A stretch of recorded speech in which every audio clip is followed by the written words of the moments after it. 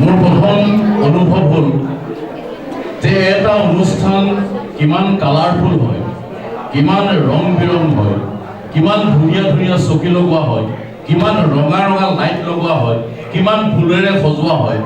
সেই ৰঙীনতাৰ ওপৰত বিষয়বস্তুৰ যি তাৎপৰ্যিক ধাৰণা, এই ধাৰণাটোৱে প্ৰাণ পোৱা এই অনুষ্ঠান হেল্থ ইজ ৱেল্থ,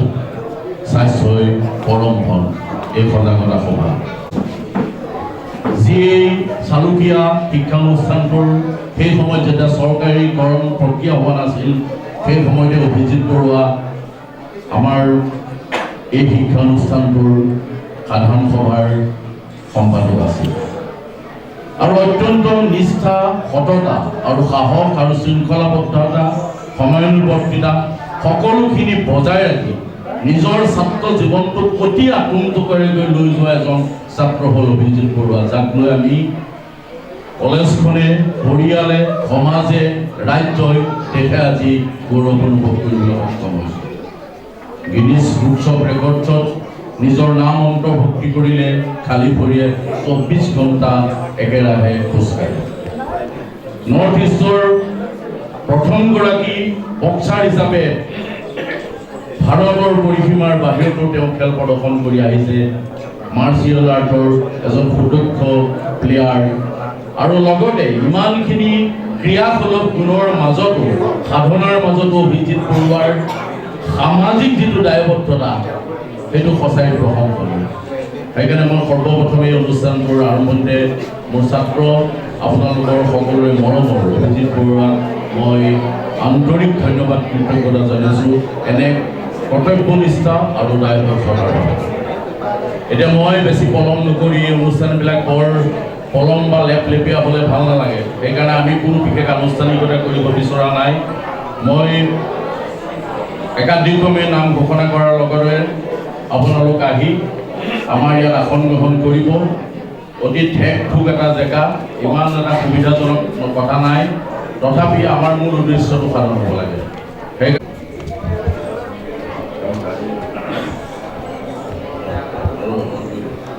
মই সৰ্বপ্ৰথমে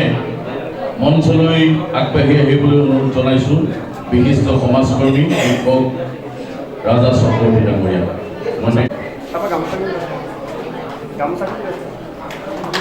ইয়াৰ পাছতে আমাৰ মাজত উপস্থিত আছে বিশিষ্ট, মই অনুৰোধ জনাম এই বিদ্যা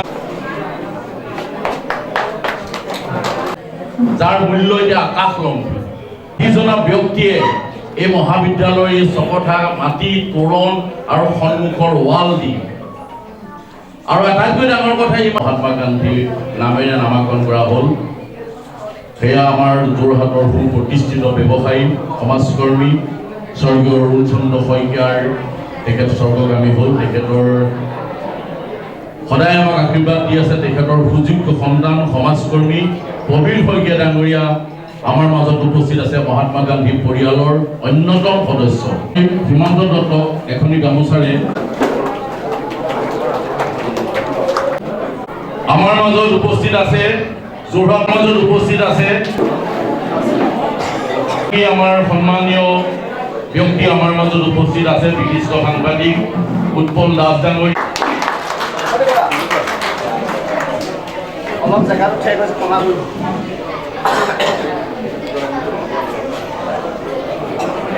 স্থানীয় তথা অৱসৰপ্ৰাপ্ত শিক্ষা বিষয়া নীলকান্ত শইকীয়া, মই তেখেতকো আগবাঢ়ি আহি এটা সংশোধন কৰিবৰ কাৰণে অনুৰোধ জনাইছোঁ। আৰু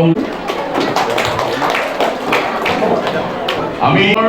এই সজাগতা সভাখনিৰ উদ্দেশ্যটো ৰাইজৰ ওচৰত অৱগত কৰিবৰ কাৰণে অভিজিত বৰুৱাক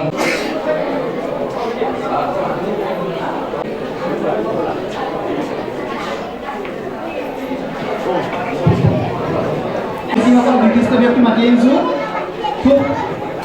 সকলোৱে নিজৰ নিজৰ ক্ষেত্ৰখনত বহুতখিনি কাম কৰি আছে আৰু খুব চিলেক্টিভ মানুহ মাতি আনিছোঁ, যাতে আপোনালোকৰ কিবা এটা ভাল হয় তাৰ কাৰণে মাতি আনিছোঁ তোমাকে দেই। খুব কামৰে অনুৰোধ কৰিছোঁ, অকল সময় আমি আপুনি যে চবে মই সেই সফলতাতে তোমালোকৰ যে কিবা এটা দিব পাৰোঁ, সেইটোহে মোৰ উদ্দেশ্য। তো বিনম্ৰতাৰে কৈছোঁ অকল সময়। এতিয়া কথাটো হ'ল কি যে অভিজিত বৰুৱা ফিটনেছ একাডেমি উদ্যোগত হেল্থ ইজ ৱেল এই অনুষ্ঠানটো এইটো কাৰণে আৰম্ভ কৰিছোঁ যদিও মই ক্ৰীড়াবিদ অতি সুখে আৰু গৌৰৱে জনাইছে সৰুৰ পৰা যিসকল ককাইদেউৰ সান্নিধ্যত ডাঙৰ দীঘল হ'লোঁ তেওঁলোক সাংবাদিকো হয় তেওঁলোক ক্ৰীড়াবিদো হয় সাহিত্য চৰ্চাৰ লগত জড়িত ডক্টৰ বিভাগৰ লগত জড়িত বিভিন্ন ক্ষেত্ৰখনত মই মানুহক লগ পাইছোঁ যাৰ কাৰণে মোৰ স্বভাৱটো তেনেকুৱা মই সৰুৰ পৰাই যিসকল আমাৰ যোৰহাটৰ স্বনামধন্য মানুহ যেনে আধান দাস এনেকুৱা বহুত মানুহ আছে যিসকলৰ আমি আগতে ৰাজাদাই যদি বক্তৃতা দিয়ে মই অসম সাহিত্যত চাই থাকোঁ আৰু চাই লিখি লওঁ কিতাপ চাই গম পায় আৰু চাব কওঁ কিতাপখন দিয়ক মোক যিহেতু ঘৰত পঢ়িবলৈ অসুবিধা আছিলে ডিষ্ট্ৰিক্ট লাইব্ৰেৰীতে পঢ়িলোঁ হেল্থ ইজ ৱেল কিয় কৰিলোঁ মই আপোনাক অকণমান জাষ্ট এটা শব্দৰে বুজাই দিছোঁ যিখন গাড়ীত গৈছে সেই গাড়ীখনৰ চালকজনে কৈছে এনেকৈ চোৱা এবাৰ চোৱা এনেকৈ নিজক দেখাইছে তো কথালৈকে তেওঁলোকক বুজি নাপালোঁ তেতিয়া ক'লে যেতিয়া আমাৰ পৃথিৱীৰ পৰা যিমান মানুহ আহে আমাৰ লেখীয়া সৰ্বসাধাৰণ মানুহে যে ব্যৱহাৰ লগ পায় আমাৰ পৰা ব্যৱহাৰটো ভাৰতৰ বিভিন্ন পৃথিৱীৰ বিভিন্ন মানুহক কয় আৰু সেই মানুহবোৰক কোৱাৰ পিছত আমাৰ ইয়াত ইকনমিক টুৰিষ্ট বিভিন্ন দেশত ডেভেলপ হয় গতিকে এইখন দেশৰ ব্ৰেণ্ড এম্বেচাডাৰ কোন তেওঁ নিজে হয় ড্ৰাইভাৰটো নিজে হয় নাই ঠিক নে আজি যে জ্যেষ্ঠসকলক মাতি আনি তোমালোকক লগ পাব বিচাৰিলোঁ এই গোটেই যোৰহাটৰ অসমৰ ব্ৰেণ্ড এম্বেচাডাৰ আমি এই সকলো হয় গতিকে আপোনাৰ সকলোৱে হাত চাপি দিম প্ৰতিজন জ্যেষ্ঠজনৰ হৃদয়ত এটা কথা আছে বৰ্তমান ইণ্টাৰনেশ্যনেলি এটা ষড়যন্ত্ৰ হৈছে অসমৰ তথা নৰ্থ ইষ্টৰ বিভিন্ন ক্ষেত্ৰখনত যাতে উঠি অহা প্ৰজন্মক যাতে শেষ কৰি দিব পাৰে আমি যুঁজিব হ'লে আমাৰ নিজৰ গ্ৰাছৰুটত আমি কাম কৰিব লাগিব সেইটো হ'ল কি যে যদি আমি নাখাওঁ আমাক কোনো খুৱাব নোৱাৰে তো ইয়াত আছে সকলোৱে যদি আমি এপিনে যদি ৰাইজখন চোৱা যায় প্ৰত্যেকে নিজৰ নিজৰ দেশত কাম কৰিছে সেইকাৰণে স্বনামধন্য সকলোকে মোৰ জ্যেষ্ঠ ককাইদেউসকলক মাতি আনিছোঁ সংবাদ মাধ্যম মাতি আনিছোঁ হেল্থ ইজ ৱেল মানে মই যদি ভাল খাওঁ আৰু ভাল খালে ভাল চিন্তা হ'ব আৰু ভাল চিন্তা হ'লে IPS হ'ব পাৰিবা ACS হ'ব পাৰিবা ডক্টৰ হ'ব পাৰিবা ক্ৰীড়াবিদ সাংবাদিক ডক্টৰ বিভিন্ন ক্ষেত্ৰত সফলতা পাব কিন্তু চ'ৰ্চ অফ যিটো বস্তু সেইটো হৈছে খাদ্য এতিয়া আৰু এটা কওঁ জাপানত ইমোটো মাছৰ নামৰ এজন বৈজ্ঞানিকে এটা বস্তু আৱিষ্কাৰ কৰে সেইকাৰণে আপোনাৰ চাব ইয়াত যিমানসকলৰ চব কিন্তু ডিফেন্স ছাবজেক্টৰ হয় কোনোজনৰ লগত হেৰি নাই কিন্তু আমাৰ ইয়াত যিসকল গুণী জ্ঞানী বিশিষ্ট ব্যক্তিসকল বহি আছে কোনোবা সংবাদ মাধ্যমৰ ক্ষেত্ৰত সফলতা প্ৰাপ্তি কৰিছে কোনোবা ডক্টৰ দিশত কোনোবা সামাজিক দিশত এইটো কাৰণে কৰিলোঁ মই কৰিলোঁ কিহৰ কাৰণে কৰিলোঁ আপোনালোকৰ হয়তো মনত আছে জাপানৰ ইমোটো মাছে পানী বটল ৰিচাৰ্চ কৰিলে আৰু ৰিচাৰ্চ কৰি এটা পানী বটলত কুকুৰ বুলি লিখিছে আৰু এটা I love you বুলি লিখিছে য'ত কুকুৰ শব্দটো লিখিছে তাত যিটো মনিকল চাইণ্টিষ্টে চাইছে যে তাৰ ভিতৰৰ যিটো পানীৰ যিটো হেৰি সেইটো টোটেলি সলনি হৈ গৈছে আৰু য'ত I love you লিখিছে তাৰ সেইটো সলনি হৈ গৈছে তাৰমানে আমি যিবোৰ শব্দ কওঁ সেই শব্দটো আমাৰ শৰীৰত যিটো প্ৰভাৱ পৰে সেই প্ৰভাৱৰ মাধ্যমে আমাৰ কেৰিয়াৰটো গঠন হয়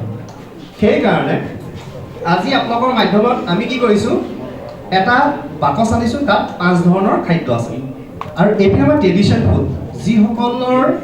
আমাৰ পৰম্পৰাগত আমাৰ ককা আইতা দেউতা দাদাসকল এই ককাইদেউসকলৰ আমি যিখিনি পালোঁ শিলিখা আমলখি আৰু অন্যান্য খাদ্য সেই বস্তুটো মানে এইটো জাষ্ট এটা প্ৰতিবিম্ব হয় মানে এটা আমি ৰিপ্ৰেজেণ্ট কৰিছোঁ শিলিখা আমলখি যদি এইখিনি খোৱা হয় সেইখিনি খালে আমাৰ স্বাস্থ্য ঠিক থাকিব নহ'লে মানৱ জাতিটো সংকটময় অৱস্থা যায় না কোনো সফলতাৰে কাম নকৰক ইমানেই বিষয়ত কেঞ্চাৰ বাঢ়ি গৈছে ইমানেই মানুহ ডিপ্ৰেশ্যন হৈছে কণমানি ছাত্ৰ আত্মহত্যা কৰিব লৈছে খুব মাৰাত্মক এটা বস্তু হৈছে সেইকাৰণে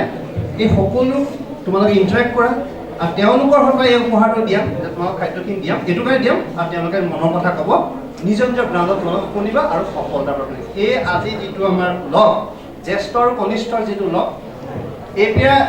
এইখিনিৰ পৰা কিন্তু এইখিনিলে কিন্তু বেছি দূৰ নাই কিন্তু জাষ্ট 3 খোজে কিন্তু এই ছবিখনত বহিবৰ কাৰণে তেওঁলোকে কিন্তু সকলোৱে সংগ্ৰাম কৰি জীৱন এটা পৰ্যায় পাইছে গতিকে এই বিশিষ্ট ব্যক্তিসকলৰ কাৰণে এটা হাত চাপিটা খুব ভাল কথাটো হ'ল কি যে ভাল খালে ভাল স্বাস্থ্য হ'ব থেংক ইউ ধন্যবাদ এই সজাগতামূলক যিটো অনুষ্ঠান হৈছে স্বাস্থ্যই পৰম ধন যিটো বাক্য আমাৰ ককাৰ দিনত আজু ককাৰ দিনত বা তাতকৈ বহুত আগৰ পৰা প্ৰচলিত অসমীয়াৰ আটাইতকৈ আকৰ্ষণমূলক এটা বাক্য এই বাক্যটো আমি বিভিন্ন সময়ত পৰীক্ষাত লেখোঁ বিভিন্ন লেখোঁ ডান্স অফ হেভেন অন্যান্য কিবা চিকেন লালিপপ ইত্যাদিৰ পিছে পিছে দৌৰি ফুৰিছোঁ সেয়াও খাব লাগিব আমলখি শিলিখাও খাব লাগিব মূল কথাটো হ'ল পুষ্টি সাধন হ'লেহে আৰু তেতিয়া সমাজত ভাল ভাল কাম হ'ব ধন্যবাদ অভিজিত বৰুৱা মই শ্ৰীলংকালৈ গৈছিলে বহুদিন চেম্বাৰত নাই যথেষ্ট অতি মৰমৰ বন্ধু মই 1990 চনতে আহি যোৱা তেতিয়া পৰাই তেখেতৰ এখন কিতাপ লিখিছিলে আমাৰ মোৰ সন্মুখত কথা দেখিছে ব্যক্তিসকল আৰু ভাইটি ভণ্টিহঁত মই তোমালোকক উদ্দেশ্য কৰিহে কেইটামান কথা ক'ম মাত্ৰ প্ৰথমতে ক'ম হোৱা আৰু আহিছে মই চবকে কিছুমান কথা ক'ব খুজিছোঁ চমৎকাৰ আহিছে লাগে নহওক health is state of physical অতি গুৰুত্বপূৰ্ণ কথা এতিয়া এই হেল্থটো আমাৰ যিটো স্বাস্থ্য আমি নিখুঁতভাৱে বজাই ৰাখিবলৈ হ'লে জন্মৰ পৰা মৃত্যুলৈকে আমি কি কৰিব লাগিব আমি খাব লাগিব য'ত থাকিব কিন্তু বৰ্তমান যুগৰ পৰিৱৰ্তন ভাইটি ভণ্টিহঁতে কি খাই ভাল পায় চিপছ হলমোলা ফুচকা ভুজিয়া প্ৰেছাৰে বা হাতৰ আহিব বহুত অসংখ্য বেমাৰে আমাৰ শৰীৰত খেলি বেডমিণ্টন খেলি টেনিছ কিয় ক'লোঁ যে Indian academy of fitness IAP আৰু IAAP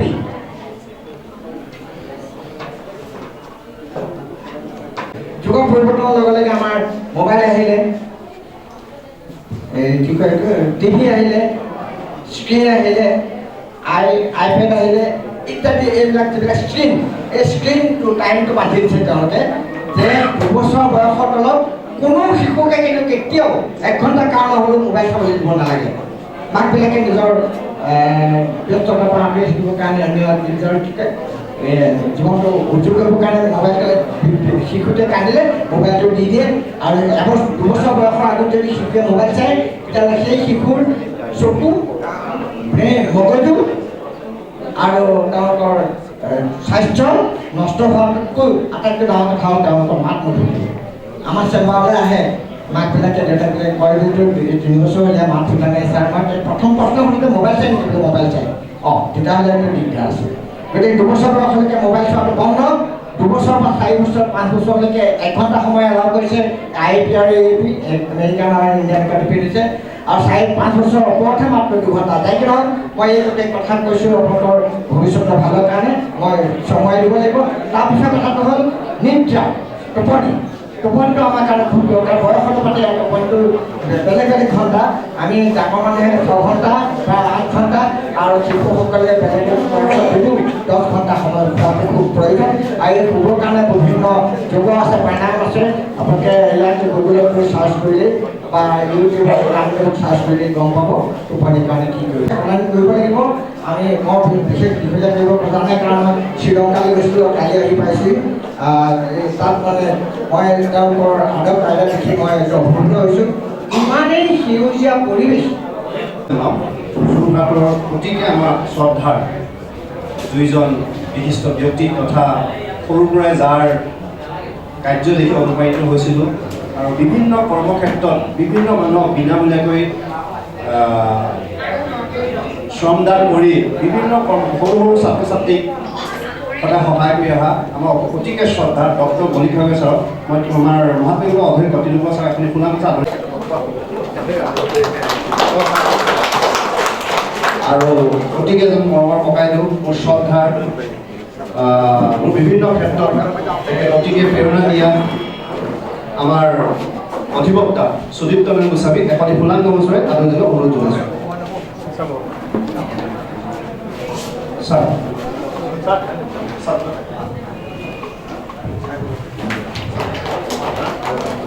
আমি যিসকল জ্যেষ্ঠসকল মাতি আহিছোঁ আপোনালোকে মুখামুখি কিবা কথা থাকিলে সুধিব পাৰিব তেওঁলোকক এটা ইণ্টাৰেক্ট পৰিৱেশ হওক আৰু আমি কিছুমান খাদ্য আৰু জ্যেষ্ঠসকললৈ আমি কনিষ্ঠসকলক দিয়াম কাৰণ এইটো এটা আমাৰ পৰম্পৰা হওক যে কাৰণ ইজনে সিজনক সন্মান নকৰা হৈছে সেইকাৰণে আমি এই পৰম্পৰাটো আমি জ্যেষ্ঠজনক সন্মান কৰিব লাগে কাৰণ ডাক্তৰ ছাদুল্লাহ এজন বিশিষ্ট চিকিৎসক আৰু যিখিনি যাক লৈ পেলাই আজি গোটেই কথাখিনি পাতিছোঁ তোমালোকক লৈ ছাত্ৰ ছাত্ৰীসকলক লৈ এই সম্পৰ্কে আজিৰ স্বাস্থ্যই পৰম শীৰ্ষ এই অনুষ্ঠানটোৰ এটি বক্তব্য ৰাখিবৰ কাৰণে বিষয়বস্তুৰ ওপৰত আলোকপাত কৰিবৰ কাৰণে ডাক্তৰ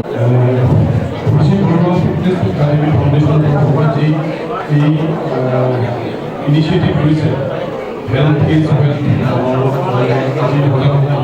আগবঢ়াইছে তাৰ বিষয়লৈ মই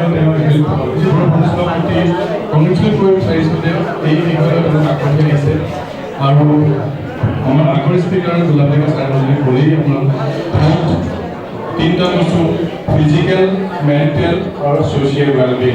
not merely an absence of disease so' physical ক্ষেত্ৰত তেওঁ বহুতখিনি কথা হৈ গ'ল তেওঁ কি কৰিব লাগে কি খাব লাগে কি খাব নালাগে আৰু মই যিহেতু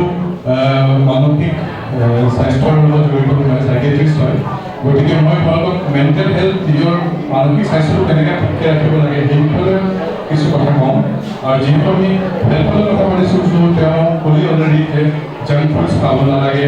বা হিংসা আমলখি মেডিচিন ফুডছ খাব লাগে ৰেগুলাৰ এক্সাৰচাইজ কৰিব লাগে কিন্তু মানসিক স্বাস্থ্য আমি কি ধৰণে আমি সুস্থ ৰাখিম চ' প্ৰথম কথা হ'ল যে কিছুমান পইণ্টছ আছে যে আমি আজিকালি দেখা পাইছোঁ যে সমাজত মানুহবোৰ অকলশৰীয়া হৈ গৈছে মানুহবোৰ নিজকে লৈ খুব ব্যস্ত হৈ গৈছে ইজনে সিজনৰ প্ৰতি কোনো ধৰি লওক আগতে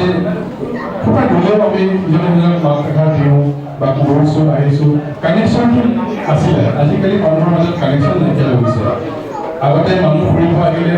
ইজনৰ ঘৰত থাকে আজিকালি ঘৰত নাথাকে আজিকালি হোটেলত থাকে চ' সেই কানেকশ্যনছবোৰ নাইকিয়া হৈ গৈছে আমি আমাৰ মাজত পৰা কানেকশ্যনটো আঁতৰাই পেলাইছোঁ চ' আমি সদায়